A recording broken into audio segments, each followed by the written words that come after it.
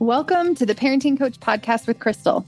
Over 7 years ago, I felt like I was stuck in this cycle of yelling and reactivity in my parenting that I did not want to be in, but I didn't know how to get out of.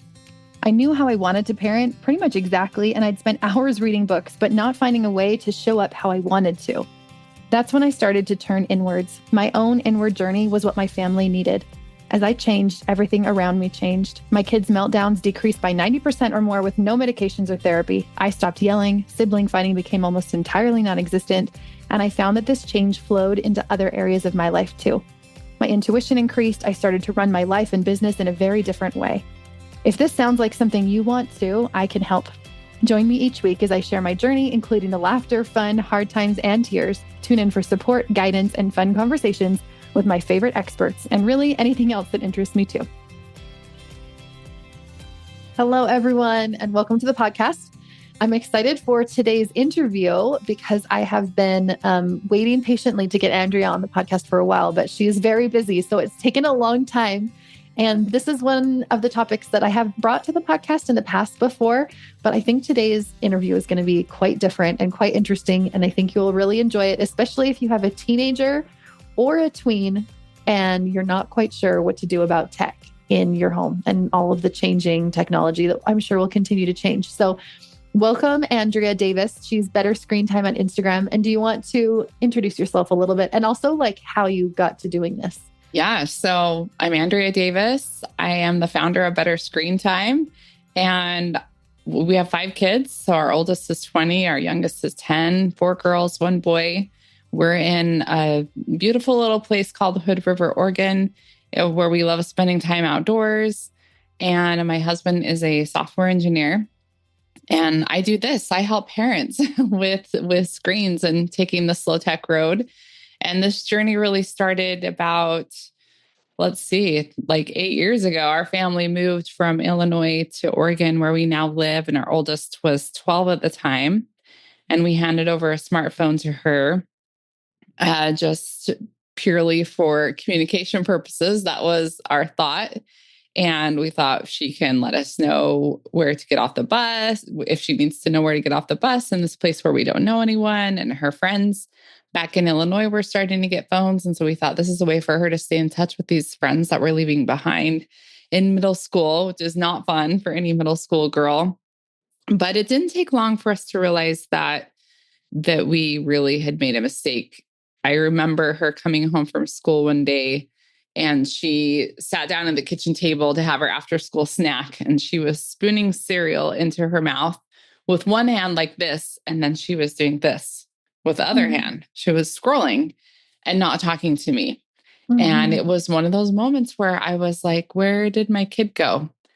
And a few months after that, I was scrolling on my own phone in the kitchen, and I came across a post from her, and she was lip syncing the words to a song, and she was singing about a Glock, and she had her hand to her head and in the shape of a gun like this. And that mentally pulled a trigger inside of me. And I realized we had given her too much too soon. And even though she was like the ultimate oldest child and super responsible, we hadn't prepared her. We hadn't prepared ourselves, nor did we really fully understand this tool that we were giving to her. So we went back to a brick phone. There were many tears. It was really hard.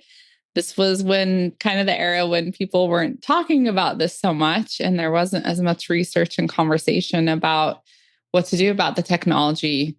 And but it was one of the smartest things my husband and I have ever done. And so it was really at that point that I realized I could use my background in secondary education and teach parents so that they could avoid this heartache that we were going through, but also just to help everyone, prevent that and to make better choices, but also so they could know that they could take a step back.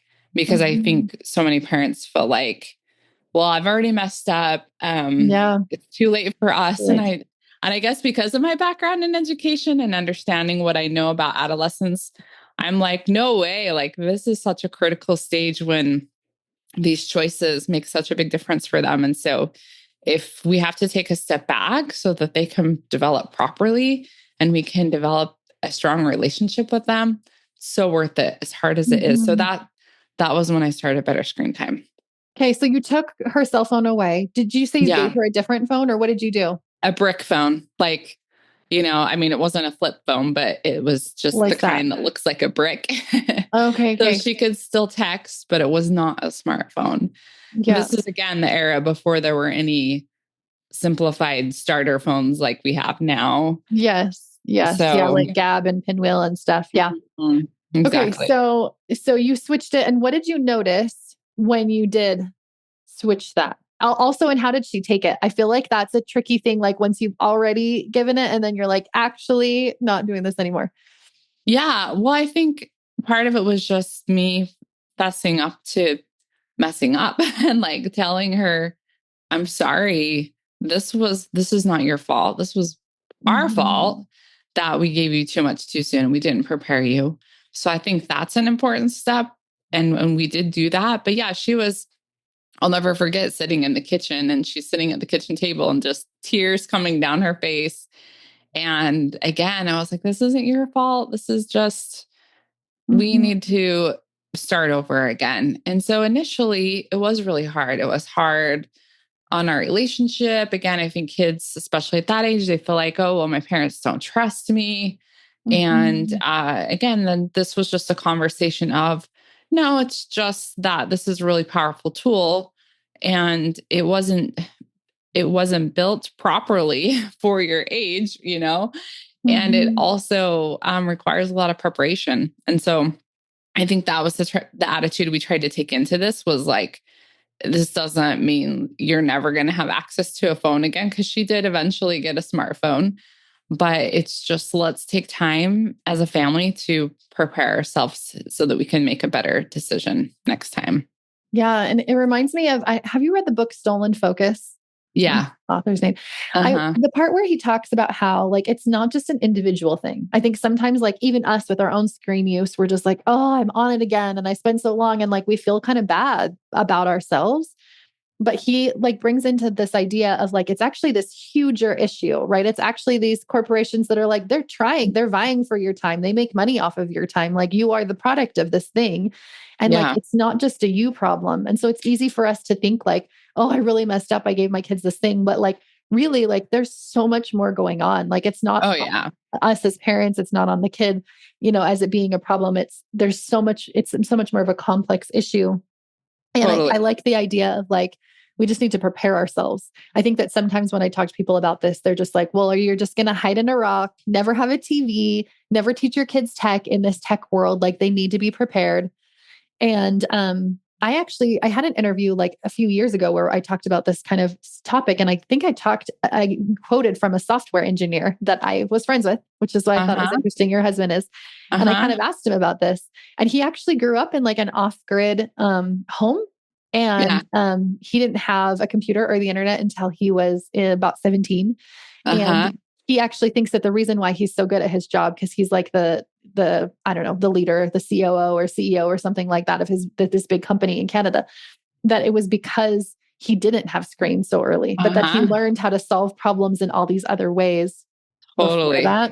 That's definitely my husband and I's philosophy. Like he did grow up with a computer, but it's fascinating. His dad is a humanities professor. His dad always made him solve some math problems on the computer before they could play any games on it.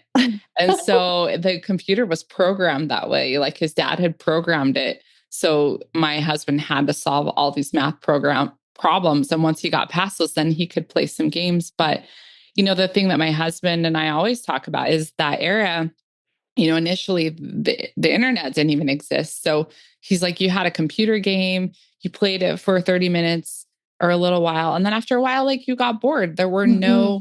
There weren't all of these other things waiting on the other side in that persuasive design where the game was never ending, or you could buy new skins or whatever those things Mhm. were. And so he talks about that a lot when people ask him about, video gaming and that kind of thing. It's a different world. And also, like, his parents didn't have a gaming console, and I grew up without one as well. And we both really feel and believe that there's so many critical thinking skills and life skills that you just can never learn on a screen that need to come Mhm. first. And then Yeah. you'll totally, like, and screens today are so intuitive. Like kids pick up on it so quickly. Yeah. They They're figure not it going to be out. like stunted if they don't Yeah. like see an iPhone until they're 17 or something. Like they Yep. will be able to figure it out. Exactly. Um, but I think that often the conversation goes to like all or nothing. Like either you have to give your kids like everything when they want it all at once. Like, and like, yeah, you can do some parental controls, but like there's only so much the parental controls can really do. Or the Yeah. like nothing of it, like, okay, well, now we'll have no technology and you'll never learn and whatever. And I do think Mm. what you're saying about like, no, it's not a no, it's a readiness, it's a preparation of both the parents and the child. And I think the parents, especially, I know you talk about this and I talk about this in parenting constantly, is that we model for our kids what we want to Yes. see. It doesn't have anything to do with what we say or do. Yes. And what we say, I mean, it's much more what we do. Totally. Yeah, that's exactly right. And when we sat down with our kids to have these conversations, and I'm like, okay, we're going to create a family tech plan so we can have some healthy boundaries.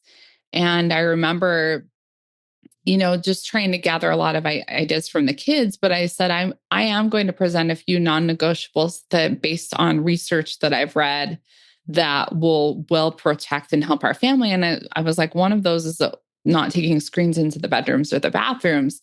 And the first thing that the kids said was like, well, Mom, you take your screens into the bedroom and the bathroom. And I was like, you're right. But of course, like there's these different eras of parenting, right? And I feel like when your kids are little, you have the era of parenting where you kind of can get away with some things because like they don't notice or they go to bed early or whatever. But we were starting to enter that phase where my oldest was in middle school and like they did notice and they were starting to pick up on things. And again, like our generation of parents, I mean, when I first started parenting, I didn't have a smartphone. So I was trying to figure those boundaries out as well, like what made sense. And so I told my kids, I'm like, okay, I promise you, I'm going to leave my laptop and my phone out of the bedroom and bathroom. And yeah, that was like over 7 years ago. And I've stuck with it. And it's been such a great thing in my own life. But the kids could see that, like, okay, Mom's serious. Like she's going to model this too and not take her phone in her room. And yeah, it makes a huge difference. Yeah, it really does. My screen journey happened so long ago. My kids were like really little. And I think one of them had gotten mad that I took the iPad away and had smashed it. And I was like, that is an expensive tool that you just smashed. And I think it might have happened twice actually before we were like, we need to like read more stuff. And like you said, there wasn't actually a lot of information out there. There was a couple articles, but the articles were kind of like, we don't really know. There hasn't been any longitudinal studies. It might be totally fine. Like people are probably overreacting and like very minimal information. There wasn't people talking about it on social media or anywhere else. Yeah. And so the only book that I had found was Reset Your Child's Brain by Dr. One of my favorites. Dunkley. Yeah. And we did her, like, she talks about like a reset and how to kind of test what's happening with your kids' behavior and notice if it's affecting them. And we noticed huge changes as we did that. And the same as you, I also took part of that. This is before I worked online. So it was easy to do. I was like, I'll just check my email once when I wake up and then once before I go to bed. And like, I'll just be off screens all day. Easy peasy. And it was so easy for me, which I think helped with the kids. It gets trickier as they're teens and as their friends are like trying to contact them. And also as like I'm working online. And so that balance can kind of be tricky. And I think that all or nothing approach on both sides of it has like fear and shame, right? Both sides are shaming, like, no, you have to let your kids have everything or like, or they're going to be left out or whatever. But on the other side is like, don't give them anything because they won't be able to figure it out. Yeah. Yeah. So how do you help people balance that? Or I guess in your home, but then also what you teach, how do you help this healthy balance of like, yes, we need to prepare them for a tech and screen future, but not too much too soon? Yeah. I mean, really the best examples come from my own story and my own experiences, because the part that I didn't share with you was we actually long ago, my husband was in grad school and our older two were just little. I had a really good friend who was this amazing reader. And I asked her one day, I was like, Rachel, what did your parents do to instill this love of reading? And she said, oh, well, we didn't have a TV growing up. And I was like, really? I was just so fascinated. And so I went home and I told Tyler, I told my husband, I'm like, what would you think if we just put the TV in the closet and we just use it like an appliance and we'll just pull it out when we need it? And he's not a huge sports guy and he's super frugal. And so he was like totally on board, which I know this would not happen in like some people's houses, but so we did. So we took our TV, our little TV, wasn't anything nice, and we just put it in the closet. And so we would pull it out when we had family movie night. We pull it out for the Olympics. He even made like a homemade antenna out of cardboard so that we could get the Olympics when they would come on. And I actually have pictures of that, of like our family with the homemade antenna and like watching the Olympics. So that was like where I came from, very much because I grew up out in the country and I really did just want that lifestyle for my kids. And I have zero regrets about that. But essentially, that's what happened is we then went through this chaotic time in our family where we had this unexpected move and moved across the country. And then my oldest child was, in middle school, and this technology was just starting to become more pervasive and more mainstream. And so we brought that in and then it was like, we were like, what have we done? And so I think I had that realization that if I, as a parent who I feel like had been super conscientious, had made this mistake, it just was obvious to me how so many of us were rushing into technology. And so I think just that contrast of my own story, I'm able to share that with parents and just say, hey, look, like we have to have balance because our kids do need to learn. And I think as far as like those stair stepping, I remember I'm a person of faith and I was just praying about it because I was like, I don't know what to do. And I remember just seeing kind of these stair steps of this gradual process of introducing like a phone. And it was like starting with just, texting and talking. And then the very last thing was social media, which was like optional. And, I started sharing that with parents. And this was before there were any of the starter phones that made this more possible. And I mean, Apple's screen time didn't even exist when back in the day. And so I felt like I just kind of was fortunate to foresee how we could gradually introduce this to our kids without throwing them, into the deep end, not knowing how to swim. And, I now have like a 17-year-old daughter, 15-year-old daughter. They do have phones. They have very limited access on them and they don't have social media, but like they can text their bosses. They both work. They can interact with their friends, but they aren't caught up in the snares of Snapchat and those kinds of things. And so for me, for our family, that's been a happy medium. But I think for every family, the journey will look different and each child is different, right? Like what each kid needs. Yeah. There's not like one way just to like do it all. And I love that in both Anxious Generation and also in Reset Your Child's Brain, the focus isn't just like, let's take away all of this, but it's also like, what are we going to input? Right. So it's like a lot of like gross motor movement and spending time outdoors and creative play. And like that is so much of what we're missing. It's not that like screens are just this like horrible thing that only, suck our soul out. Like there's some beautiful stuff there. There's some inspiring content. There's so much good information. But I also think it's like, it's always like, but it's a balance of what are we taking away? And I notice in my own kiddos, when they have had too much screens, I can tell immediately they're way less creative. They ask less questions. They're less curious.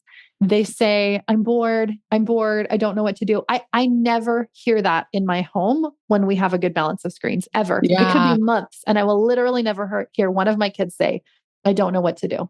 And when we have too much screens, I can tell immediately because they're like, I don't like, and then I'll like give them ideas and they're like, I don't want to do that. I don't want to do that. Like all these things that they usually love. They're like, I don't want to do that either. Yeah. Cause it sounds like work. Yeah. After you've been spoon fed on a screen, and it sounds like play sounds like work instead of sounding like fun to you. And it's crazy how that our brain is so malleable, it's just so, and that's the trick with the screens. And like, you were talking earlier about how, are people just panicking and when the screens were coming onto play and early in like our parenting journey, and iPads were becoming a thing. But the thing that people were getting wrong, because people wanted to keep comparing it to the TV, and it's just not like the TV. Mm-hmm. It's a completely different type of screen. It's interactive, which causes your brain to be a lot more stimulated. And then it's connected to the internet, which never sleeps. And so it's using, and then it's using persuasive design on top of that.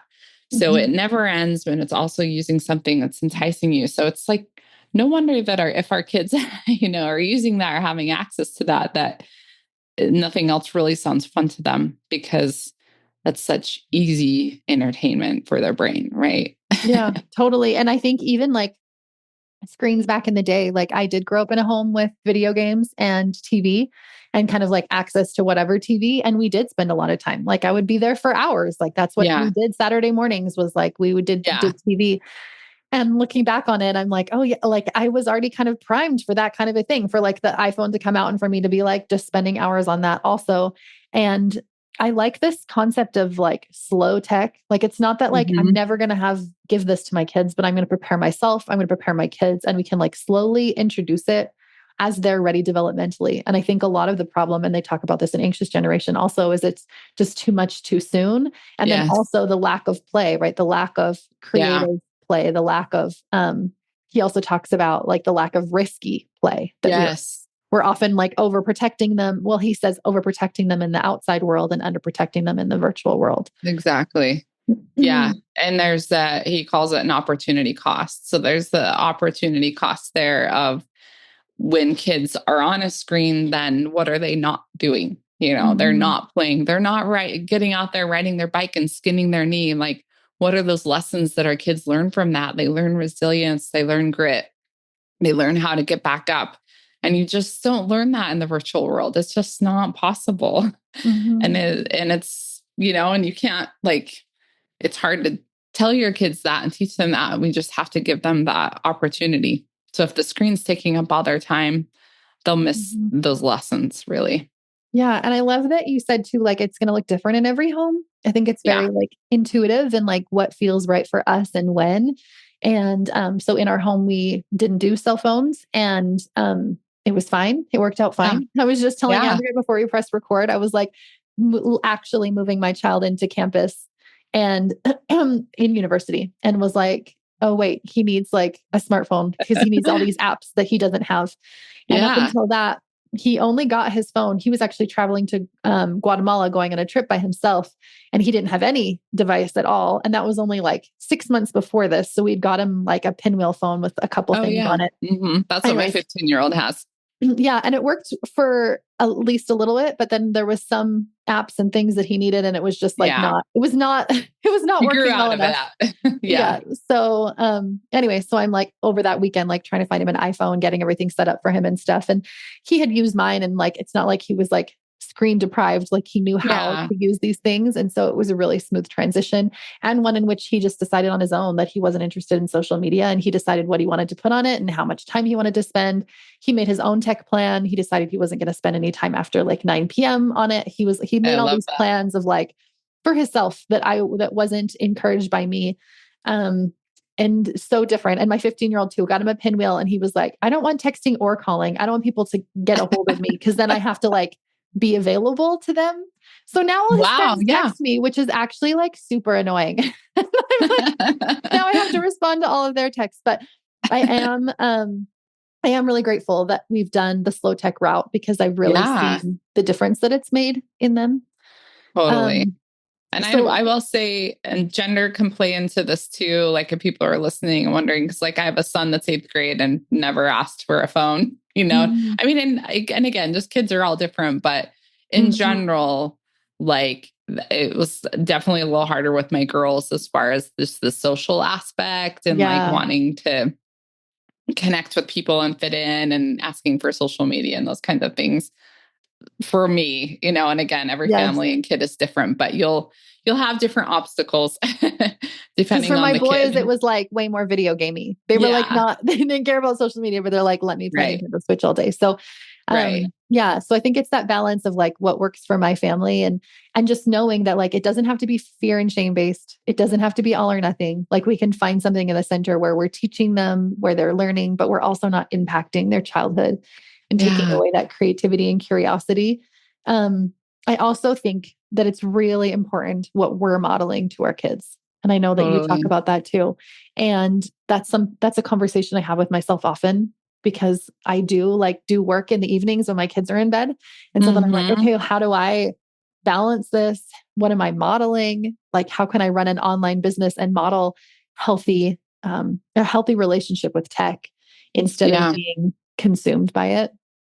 So again, I think that's kind of an intuitive, like self process of like restructuring things and setting your own boundaries. I love what you shared about the no bedrooms, no bathroom, and like not having your laptop in there and um, just to kind of Yeah. separate that. Well, I was so glad that I came up with that boundary before I started better screen time because I think, oh my goodness, had I not, I really think I would have become consumed by my work in my bedroom because I am just naturally more of a workaholic. Like I like Mhm. getting things done. I like it, you know, making things happen and keeping things moving. And it just gave me the sanctuary. I call it my screen free sanctuary, but just the place where I can Mhm. connect with a higher power. I can connect with my spouse. I can connect with myself, journaling and just reading. And I think it's just really hard if we don't have a place like that in our home to separate from our Mhm. screen because again our work's tied to it, our personal lives are tied to it. So Mhm. again, it'll look different for every family, but having a place or some places in your home where the screens don't go really can protect your relationships, it protects your time, your Mhm. health, so many things really. Yeah. And I want to end on this one point that I saw you share where you were talking about what you feel like is kind of missing from the information out there, from the books out there, and that's believing your kids. And this Yeah. is like one of my favorite things to talk about. So I would love for you to expound on that. Like, why do you think it's important in the screen conversation? Why does that make sense? And why do we care about believing and trusting our kids? Well, I remember when I started worrying and panicking about screens. See, after we went through these bad experiences with our daughter and then we got her the brick phone, because I am a teacher and a learner, then I started reading all the books. So like you, I read Reset Your Child's Brain, but the other book that I picked up that was really popular at the time was called iGen. And Jean Twenge, people say her name differently, but she talks a lot. She was talking a lot about this up and coming generation and how they were just living life less and they were generally much more anxious and depressed because of the time they were spending on Mhm. devices. And there is a lot of research to prove that she has done, as well as Jonathan Haidt and the anxious generation. Not everyone buys that, not everyone believes it. I think there are a lot of different factors contributing to it, but because I've been doing this for so long and I've had so many conversations with parents and teens, I 100% believe that it's contributing to their anxiety and depression. Amen. I can attest to that in my own kiddos' behavior Yeah. for sure. And the work that you do, right? And it's just like, I mean, the evidence I have is anecdotal. I don't have all the graphs and charts that Jonathan Haidt has, but again, I've spent so much time in this that I can see that that's the reality. But when I started reading these books and I started having these conversations with my daughter, again, she's in middle school, she said, Mom, I feel like adults today just think our generation is doomed and that we're all just going to be glued to our Mhm. phones and there's no hope for us. And that just like broke my heart. And it was in that moment when I'm like, we need to do better as parents. Like, we need to do better, not only at, yes, delaying the devices so that we don't have this conflict and so we're not robbing childhood, but there's a secondary part that has to be a part of this. And it has to be trust that our kids are going to figure it out when the time is right and believe that their generation is not doomed because of technology Mhm. or social media or whatever that is. And so Mhm. I feel like, oh, I was meant to have that conversation with my daughter early on, because everything I share about her screen time, I always, it's my hope that there is that thread of hope for our generation and everything that I share, because this can become such a judgmental, fear-based conversation. And I feel like, yeah, people, like you said, people oscillate between the two, where it's like, just let them figure it out. Give them all the tech. They're young adults, they'll figure it out, or just don't let them have anything. And I really do think that we can delay, but we can also believe in our kids that they will figure it out. But part of that is teaching them. So we can't just be like, well, yeah, I trust and believe in them, but we have to give them the tools and the guidance. And that's our job as parents, really. And I would say this is true for any parenting problem you're ever going through. That if you believe your kids more, you believe them and believe in them and trust them, trust their experiences, trust their emotion, trust their perception of things, that it puts you in such a different energy to like collaborate together and to like help figure it out, instead of like, here I am, the expert, like I'm the older person and I know what I'm doing and just listen to me, right? Just listen to me and be obedient and don't question, which is the kind of generation that has been in the past. Yeah. I think it's so different, but I think it's so beautiful that like our kids, I do believe that for them. And I think that we can breathe beliefs into them, even if they don't believe that for them. Like the more we believe it, the more it will become true for them. And I've seen that happen for both good and bad beliefs that I've had for my kids that I've seen happen. And so I think it's a really beautiful add-on to like, yeah, this can be a tricky and kind of complex conversation, but like you have the answers, you have intuition, you can figure it out. And also, as you believe and trust your kids, like you will come to the answers together, and it will become more collaborative instead of like, I'm doing this to you. Yeah. And it's a process, right? I think too, in our era, we want everything done quickly. And I mean, that's why parental controls are such a quick answer for people when it comes to technology. And it's not that we shouldn't use them and have them help us, but like they can never replace parenting. They can never replace those conversations about building an internal filter, because this isn't, building trust in our kids is a process. And I tell my kids that all the time, that it's like, it's not about, oh, I don't trust you. It's we're in a relationship and we're building trust over time together. And it's just not something that happens overnight, as much as we wish it was. And I love that idea of internal filter. I think that I've focused most of my energy and intention on internal filters. And so much so that I was like, wait, I don't even think we have any parental controls. Like we need to work on this. We have very open and honest conversations about screens and tech and pornography and like all the things that you find online. And so much so that I wasn't even really, it wasn't something I was searching for. And honestly, even when I've never found anything that was like just perfect and always worked in the way that I wanted it to. Yeah. So I think that building their internal filter really is the most effective way, because it's the only way that we'll be with them forever, that it's not changing. For sure. Exactly. Okay. I would love for you to share. You mentioned a couple of things that you kind of have that help support people in this journey. Can you share the things that you do to help support people and where they can find those? Yeah. We have a lot of free resources on our website, betterscreentime.com, but a couple of the favorite ones are, we have a download there's some goal templates. And basically it's just for us as parents, where we can go through and think about different facets of our life. Like, what does our morning routine look like? What does our evening routine look like? How are we using technology, and how are we using or not using tech in our relationships?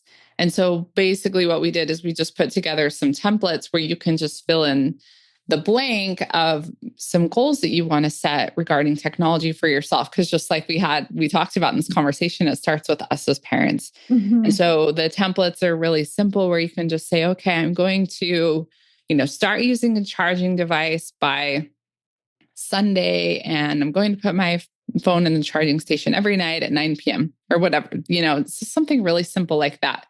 And I think that when it comes to technology, we can get really overwhelmed and bogged down where we just think, it's just everywhere. I just use it all the time and give up on having boundaries. But just these small changes really do make a big difference. And before you know it, then you've left your phone out of your room for 7 years and you have other things that you're working on. Like one of the goals that I'm working on this year is just being more present and available in the evening. So I have those evening hours when, it can be easy to like sneak in a work email or whatever that is. But, when kids are packing lunches or we're cleaning up dinner or whatever, I just want to be more available and present. So for me, that is keeping my phone in the charging station during that time and keeping my laptop shut. And if I can like do those two things, then I'm just naturally more present. And I might be doing stuff like, I love Lisa D'Amour. She talks about like being a potted plant for our teens. So like maybe my teens don't want to necessarily interact with me at that point, but I'm like available and I'm there. I'm like the plant in the room. And so that's one of the goals I'm working on. So, you can go and find our better screen time goal templates if you're listening and you're like, I want to do better with some things. And it just has tons of ideas. So you can just pick one. And then another download that we have that a lot of parents love is called, Am I Ready for a Personal Device? And that comes in handy when you have a kid that starts asking for a phone. And maybe you even know that they're not ready and you know that you're not going to give them one, but you want something more than just saying no. It's beautiful because it gives you a set of questions for your child to fill out or your teenager. And then there's a set of questions for the parent. And it's for the kid, it's things like, do I get up and get ready for school on my own? Do I do my homework without being asked? Am I kind to my siblings? And they're all just things that really relate to responsibility and emotional maturity. And as a parent, do we have a family tech plan in place? Have I talked to my kids about online predators and pornography and all of those things? So it's just like a checkpoint where you can realize, no, we're not ready for this. And I wish that I would have had something like that.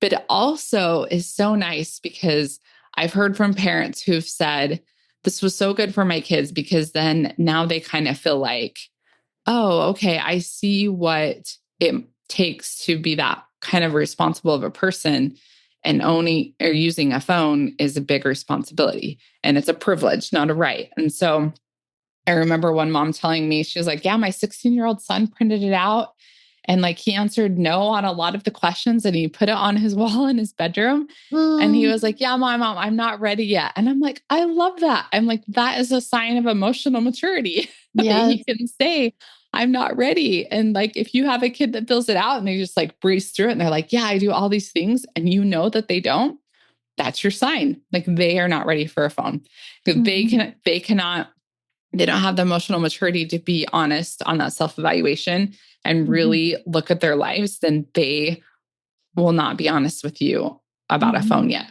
And again, that's not a lack of personal integrity. That's just a lack of readiness and development. And like it will come. And all kids are different, which is why I love this readiness plan, because if you take into account like neurodiversity, which our family deals with, like there's going to totally be different ages at what kids are ready for. So I love that. So that will help. And then also on your Instagram, Better Screen Time, lots of great information there all of the time. So if you're interested in this conversation continuing, go find Andrea over on Better Screen Time. Thank you so much for being here, for sharing this, and also just for doing what you do, because I actually think it's like vitally important for us to be having these conversations and for us to be getting this information out in the world. And so I'm grateful for people like you that feel passionate about it and share. And so just keep doing the good work. Thank you. I need that. I appreciate you, Crystal. Thank you. If you enjoyed this episode as much as I did, I would love for you to help spread the word by getting this message of support and guidance out to as many people as possible. So text it to your best friend or tag me on Instagram and share it. Leave a review, rate it, subscribe it, or follow on your favorite platform. Send me a DM on IG letting me know which parts have impacted you or what you'd like to see on future episodes. We'll see you next week.